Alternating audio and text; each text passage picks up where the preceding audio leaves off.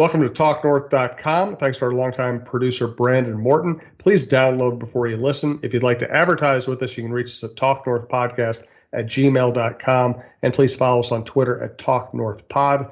Two promo codes to be aware of. BiteSquad.com. Use the promo code TalkNorth to get your first delivery free. And go to SodaStick.com, the great local apparel company. Use the promo code YouBetcha to get free shipping on any sized order.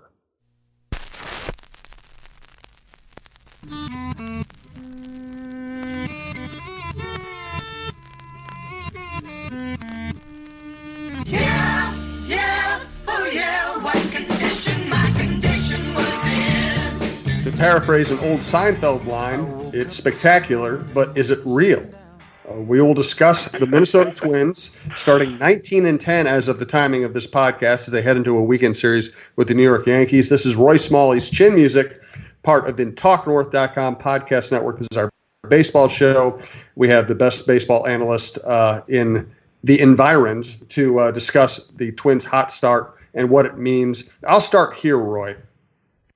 Listen, going 19-10 doesn't guarantee you anything. It doesn't win you the division. But I think for this franchise, dealing with a kind of apathetic, whiny, depressed fan base, that starting fast is really important, because if they had started poorly, even if they ended up having a good season, it would have taken people months to catch on. Now you can look at this team and say, this is a good team, and it's a fun team to watch. All true. It's a good team, and it's fun to watch. When you can hit, like these guys have shown that they have the capability of putting together, 20 or 30 game streaks where they can hit like this, it's really fun. It's fun for the fans. It's really fun for the players. When you can swing the bats like this, you feel like you're going to win every game that you go out there if you get any kind of pitching at all. And you combine that with the fact that they can catch the ball all over the field. I mean, really, really good defense. So, they can hit it and they can catch it. It doesn't get much better than that. The only thing that could be better is if they were lights out pitching. They're not lights out yet, but boy, there are some encouraging things on the mound. So all in all, it looks, with the caveat that there are going to be streaks when not everybody's hitting like this, and it'll be a little tougher. But only with that caveat, it looks pretty fun so far. Thanks to Berry Coffee, berrycoffee.com, and Tony Hoaglund, your State Farm agent who works out of Champlin, for sponsoring the programs. I'll tell you more about them later. Here's another interesting thing here, Roy. They're 19-10, and while the lineup has produced probably more than we would have expected, there's really not one player who looks like he's doing something that he couldn't do again. Polanco's batting average is high, but we think he's a good hitter. They've hit a lot of home runs as a team. There's no one person who looks like he can't continue to hit home runs. They have actually, because of interleague play and everything, Cruz hasn't even played as much as they would have wanted him to. And you have Sano coming up. I don't think offensively this is unsustainable. I agree with that as well. And I think the only thing that we might look forward to with some trepidation is the fact that not all the guys will be swinging it this well at the same time all year long. I mean, they're not going to have 9 guys where we say, man, they can do this, right? I mean, all year. I mean, what happens is everybody goes through streaks, and right now, for the most part, people are all up in the lineup, with the exception of maybe Marwin Gonzalez. Are in fairly good streaks, and it will also get a time during the course of the year where there'll be 5 or 6 guys not swinging it as well. But the good news is I really think you're right about that. I think that everybody is showing flashes of what they're capable of doing on a more consistent basis. Whereas last year we saw, for the last couple of years, we saw Max Kepler, show flashes of, man, he could be he's going to be really good at the plate. And, it has taken him a little while, but it looks solid and consistent this year, which is kind of classic for a young player to take a while to find that consistency. Polanco he knows he can hit. Rosario knows he can hit. Nelson Cruz has added a big bat and a professionalism in terms of at bats that it was really needed. And one of the guys that I would say, Byron Buxton, he's going to have his struggles. They're going to be tight. You can see how they're pitching him. You made a comment on Twitter the other day about if he can just lay off the down and away slider. That's going to be a problem for him, as it was for Torrey Hunter until Torrey figured it out. But his basic approach now looks confident and much more solid. And I'll tell you, the guy that has made a huge impact that I've always thought since they got him, if he could just return to form, would make a gigantic difference in, a 6th, 7th, 8th spot, and that's Jonathan Scope, and he looks very solid as well. He's already done it. He's hit 30 home runs in the big leagues. He knows what that feeling is like. If he gets it back, man, I mean, so far he's looking solid, and that's why 1 through 9 it looks so. And I would say 1 through 12. I mean, you go all the way to the bench with guys who can hit the ball out of the ballpark and give you good at bats. The other fascinating aspect of this is the one regular who has not produced offensively is Marwin Gonzalez. And guess what? Miguel Sano, the day before we recorded this podcast, went 4 for 4 in his rehab assignment. And I know Sano put in a ton of work this winter. He looked great. It's a really sad thing that some weird injury kept him out of the first month of the season. If Sano does, he didn't even have to be the superstar we once thought he might be. Even if he's just a good power hitter in the middle of this lineup, this lineup could actually get better.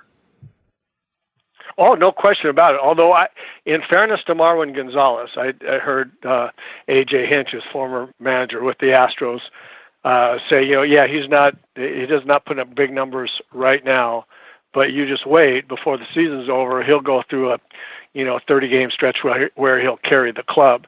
So it's going to be interesting to see when Sano comes back how Marwin's swinging the bat and what the plan is.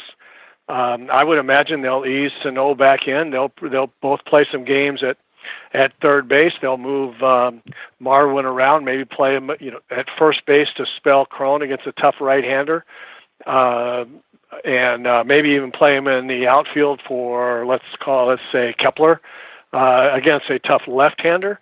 So they've got so much flexibility with him, and he might get it going where here pretty soon where it'd be hard to just say, oh, yeah, get him out of there and get Sano in. So, if Sano becomes the power hitter that we think, even if he's not as accomplished as I thought he might be in terms of batting average and cutting down on strikeouts. But even if he strikes out a bunch and hits 25 or 30 home runs, you still have a fantastic lineup. And that makes me think the one thing that I'm concerned about, the only thing that I'm concerned about in the lineup right now, other than the guys just continuing to be the guys that it looks like they're going to be, is the 5th spot in the lineup. And I'm just not convinced yet behind Rosario. So I like Kepler, Polanco, Cruz, Rosario, and you sure would like to see.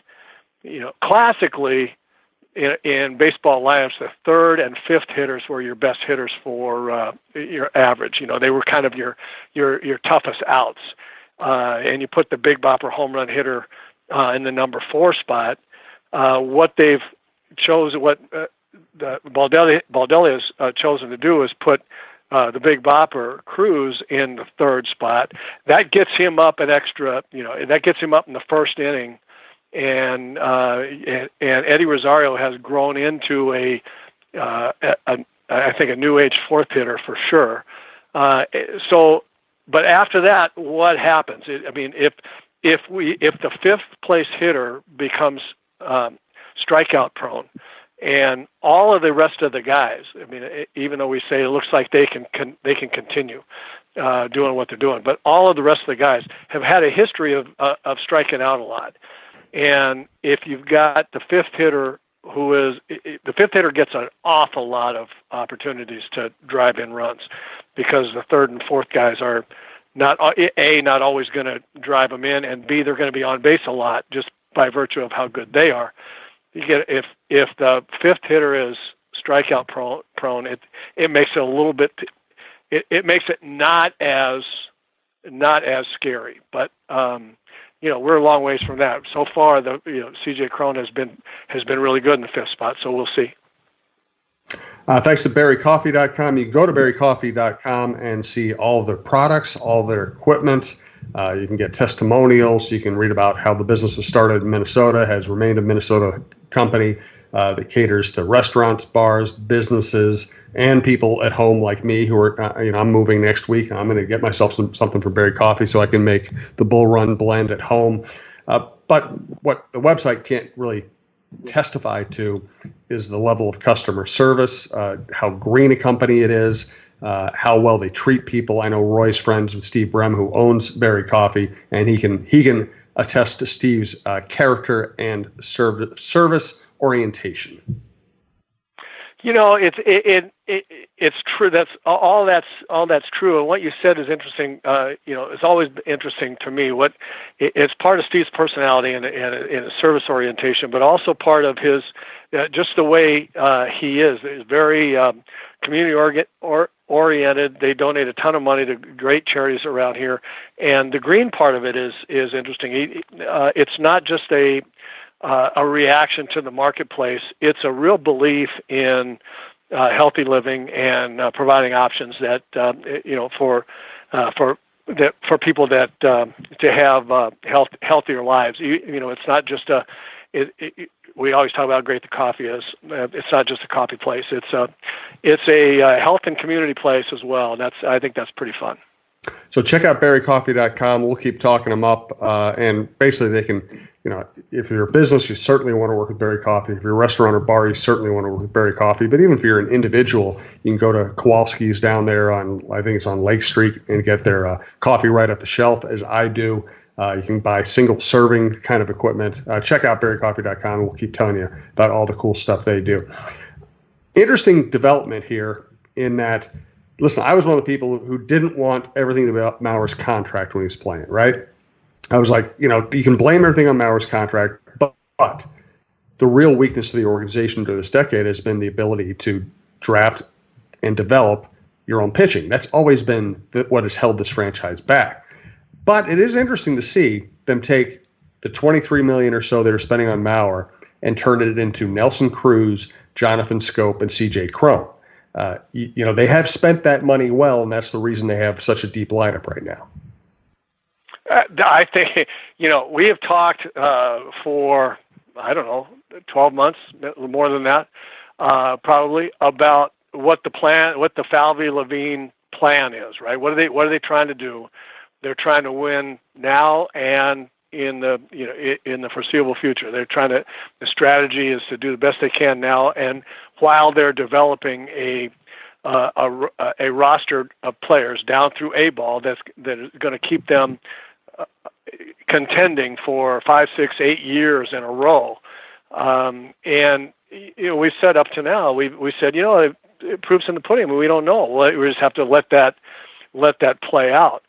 What they have done so far is remarkable to me. I mean, it's working out right now, and maybe it won't. But with the addition of those 3 guys plus Marwin Gonzalez, they've clearly given themselves a chance to be a force this year.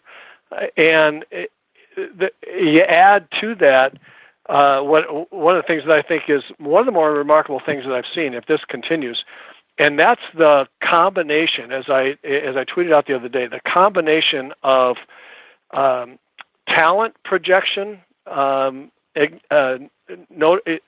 noticing the talent potential of Martin Perez, and bringing him over and having a pitching coach that says, "Hey, look, you can be this kind of guy, not the guy that hasn't worked. You can throw 95. You've got this great cutter, and be that guy. Let's see how that works." And you take a guy that was relegated to the bullpen that nobody wanted anymore, and he pitched about as dominated a game against a terrific hitting Astros team the other day as could possibly be. There wasn't anything fluky about that. That cutter was nasty. It was reminiscent to me of Andy Pettit, and he pitched with a lot of confidence. He threw a lot of strikes with all of his pitches. Like, I don't think you guys can hit this. And